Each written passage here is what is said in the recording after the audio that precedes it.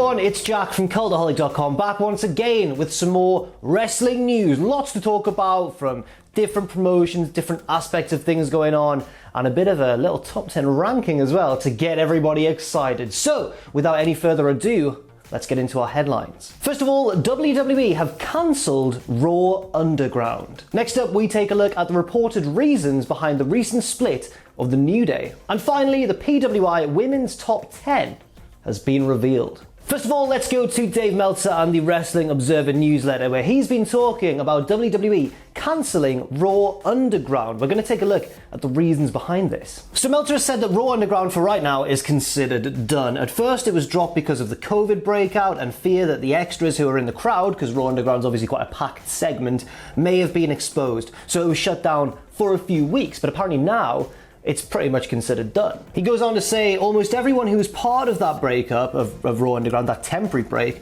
is now back. Then again, most were back either this week or last, and this week with the draft, it wouldn't have fit as easily, it being Raw Underground.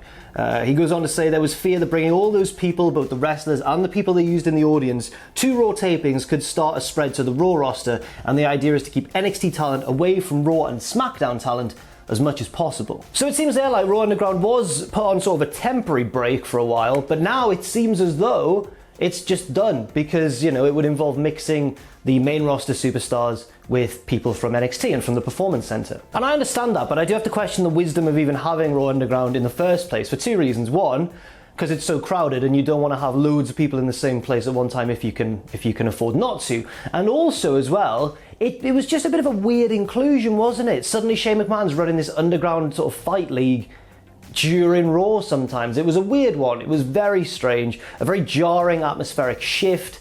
It could have worked, I think. I'm not sure if it really did. Maybe Dabba-Kato's going to get a bit of a push off the back of it. But generally, I don't know really what it achieved too much. But of course, then Meltzer has mentioned there might be a glimmer of hope for any Raw Underground super fans out there, if there's any at all, because he does say that maybe it's just the sort of temporary hiatus for Raw Underground continuing, because it wouldn't have really fit this week anyway with, with the draft and everything. But apparently, he opened that section of the report by saying, at the moment, Raw Underground is considered done. Now watch next week when it just opens the show. No, I'm joking. I kind of feel like he might be right here, but we'll have to wait until Monday and see what happens. Next up, Meltzer has been talking about the reason behind basically a lot of high-profile feuds and storylines, or superstars involved in those high-profile storylines, being moved from Raw to SmackDown, because coming off the back of this draft, SmackDown seems like it's in a pretty strong position, actually. At the moment, Meltzer has pointed out, and it's a matter of opinion, obviously, but he said that the company's three hottest acts, and it's kind of hard to disagree, really, at the moment, are Roman Reigns and Paul Heyman's ongoing domination of SmackDown, fair enough.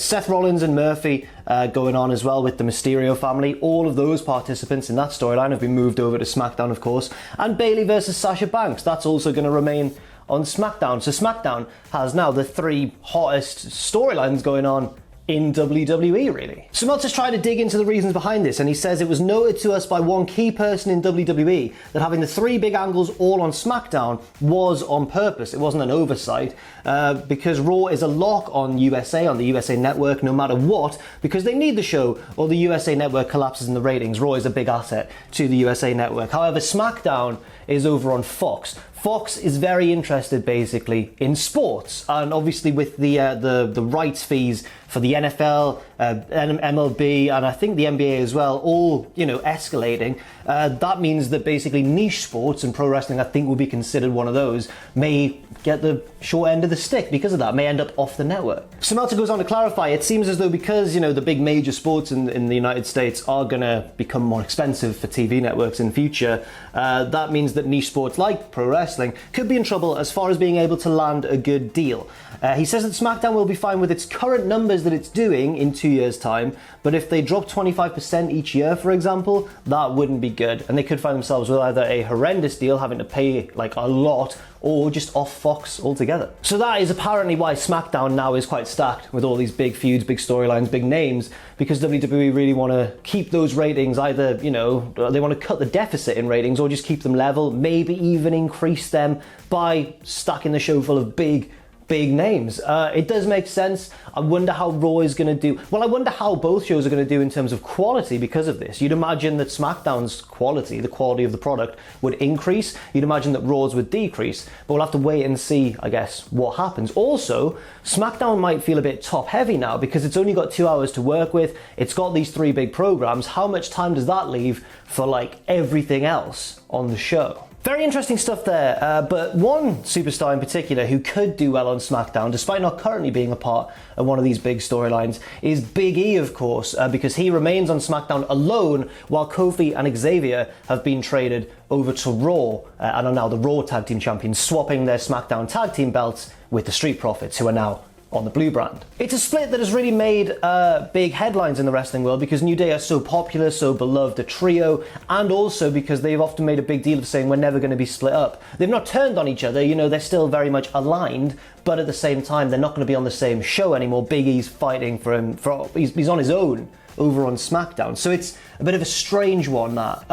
Interesting stuff, though, for certain. Well, in the Wrestling Observer newsletter, they've talked a little bit about the reasons behind this as well, saying that perhaps the most talked about aspect was the split of the New Day, with Kingston and Woods moving to Raw as tag champs and Big E staying as a single superstar on SmackDown. The idea is to get Big E away from this act and make him more serious as a singles push. One would suspect E getting a major singles push, which was talked about weeks ago and somewhat started, is going to happen. The idea is to get him out of the comedic mode. So apparently this is all to do with the fact that together, New Day are all jokesters and stuff, but on his own, Big E can kind of refocus, be rewritten as more of a serious competitor in the ring, which may lead to bigger and better things down the line for him. Possibly, I mean, it's been rumoured, hasn't it? It's been talked about, it's been speculated by fans. There's no concrete, stuff to really back this up, but he's been talked about as a possible Royal Rumble winner, certainly one of the favourites for the Men's Royal Rumble in January. Also, as well, maybe even a world title run in the future. I don't know. It's going to be very intriguing to see what happens. So yeah, interesting stuff there. I don't know how I feel about it because I think a big part of Big E's charm is his comedic nature, and I don't know, I hope they're careful with this. I hope they don't just make him entirely serious because he's so funny, so charismatic that if you just strip him down to a serious kind of guy, especially as a babyface, I don't know how well fans would take to it. I hope he still maintains his roots, I suppose, his New Day roots at least, as a funny guy, as well as a very capable competitor in the ring. Next up, big goings on in New Japan Pro Wrestling. Today we saw the final round of the A block of the G1 Climax. So we've learned which of the A block competitors is going through to the final of the G1 Climax. We've also learned of a big storyline playing out, a big heel turn. So first of all, the winner of the block was, in fact, Kota Ibushi. He won his match against Taichi, but was still relying on results to go his way in the main event. It was Tomohiro Ishii versus Jay White. If Jay White won, and being one of the biggest heels in New Japan, it was a very likely possibility. If Jay White won, then he would go through to the final, but Ishii defeated him, thereby handing victory in the block to Kota Ibushi. It remains to be seen who Ibushi will go on to face. I think there's quite a few people who can still win the B block. One of the chief names among them is obviously Evil, a recent defector to the Bullet Club. He briefly had a world title reign and then lost it back to Naito. Maybe it'll be Evil. You'd suspect that maybe it'll be a heel to set up a good old Ibushi versus heel match in the final, face versus heel kind of thing. But the G1 Climax has never shied away from having either face versus face or heel versus heel finals. I mean, in recent years, we've had Ibushi versus Tanahashi, two faces in the final. We've also seen, slightly before that, Omega versus Naito when they were both heels in the final. So really interesting developments there. And apparently as well, according to Chris Charlton on commentary, this is the third consecutive final Kota Ibushi has made in a row, which is apparently a record in New Japan. And he has as well. He first made the final and lost to Tanahashi, then Tanahashi went to Wrestle Kingdom and obviously beat Kenny Omega for the title, and Omega left and helped form AEW. Then the next year we had Ibushi versus Jay White in the final, of course, which Ibushi won, then went to Wrestle Kingdom for that little four-way tournament, which Naito ended up winning, and now Ibushi's in the final again, taking on, well, we'll find out very soon. So the story there, I guess, is the fact that Ibushi can't ever quite get it done. You know, he lost the first final he got to, he won the second final he got to, didn't come out of Wrestle Kingdom with anything, totally empty-handed. Maybe this is the time that he'll get it done. Elsewhere on the show as well, we saw Will Ospreay take on the leader of his faction, the leader of the Chaos faction, Kazuchika Okada, beat him and turn heel. Pretty shocking move there by New Japan. I mean, Ospreay has developed a more ruthless edge in the ring over the past couple of years. However, it was quite blatant the way that he turned heel as well. I mean, he defeated Okada with the help of the interference of B. Priestley and the Great Khan as well, who was in Rev Pro and, knows Ospreay through that. And I think that it's going to lead to it's probably going to lead to quite a big storyline down the road, isn't it? So I'm assuming this means that Ospreay is out of the Chaos faction and totally on his own. Okada seems to still be in charge. Ospreay didn't solidify the heel turn until after the bell. He didn't really, he benefited from the interference, but he didn't fully turn heel until Okada was getting checked on after the match had finished, and then he wiped him out with the hidden blade elbow. And yeah, that seems to be the direction they're going in with Ospreay and going forwards. And finally, let's talk about the PWI Women's Top 10, which was made public recently. Quite a few WWE names in there, a couple of non-WWE names as well, so let's run down the top 10. The evaluation period, by the way, ran from October 1st, 2019, my birthday, to September 30th, 2020. So it's not January to December, it's basically the past year of women's wrestling, but not a calendar year, it's the past 12 months. In at number 10, Mayu Iwatani over in Stardom. Obviously, she's doing really well at the moment. She's the top champion there. She's very much the ace of that promotion. You could argue that maybe she should be a little bit higher in this ranking. Number 9, Io Shirai doing a great job, of course, as NXT Women's Champion. She's really, really good, of course. Number 8, Riho. Bit of a surprising one for me. I wouldn't say that she's had a brilliant second half of the year because we've barely seen her in AEW because of COVID and everything. But she did become, the first ever AEW Women's Champion. That must, surely count for something.